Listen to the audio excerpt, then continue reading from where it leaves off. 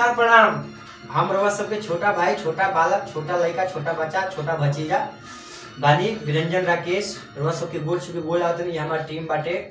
हमारे सुमन जी, धर्मेंद्र सुमन जी राइटर, हमारे गुरु नाल वादक, हमारा बड़ा भाई अमित MP सिंगर, ये भी हिंदी सिंगर हैं और हमको तो जानते ही हैं।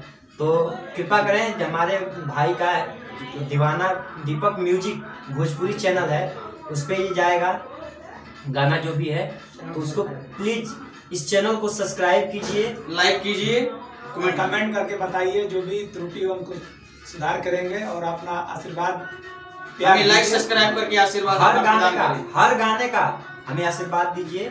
देखिए, पूरा वीडियो देखिए, तब अच्छा लगेगा। और जो भी त्रुटि है, गलती है, कमेंट में बताइए। आप लोग कमेंट में बताइएगा, इसको हम सुधार करेंगे। राधे राधे।